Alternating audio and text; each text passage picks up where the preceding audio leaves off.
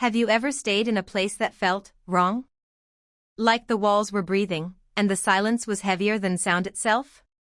This is not just another scary tale, this is a chilling experience from a woman named Claire, who swears she'll never step foot in that motel again. Let's start the story. Claire was driving late at night, somewhere along a lonely highway in Colorado. It was past midnight, the road was empty, and her eyes were fighting sleep, when she saw a flickering neon sign that read, "Vacancy, Highway In." Relieved, she pulled over.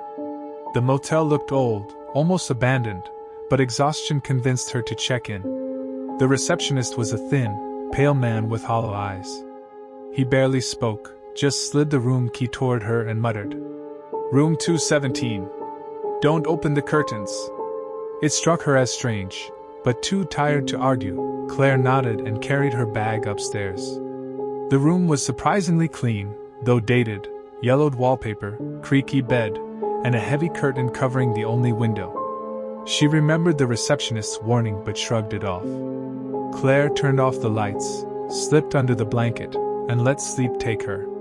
But sometime after 3 a.m., she woke to a sound. A soft scratching, coming from the window. At first, she thought it was just a tree branch scraping against the glass.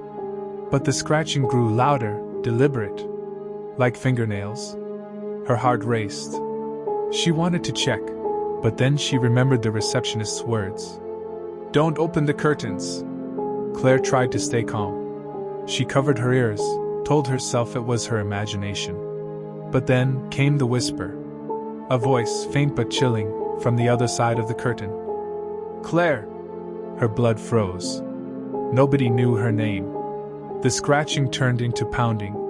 The window rattled violently, as if something, or someone, was desperate to get in. Trembling, Claire grabbed her phone and dialed the front desk. The line picked up instantly.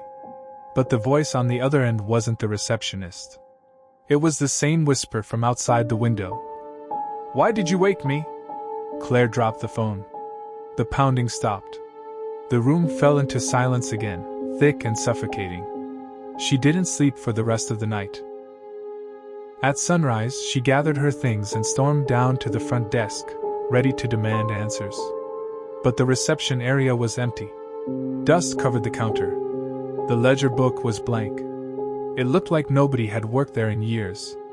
She ran to her car, hands shaking, and sped away without looking back. Later, she tried to look up Highway Inn, room 217, but there was no record of such a motel existing.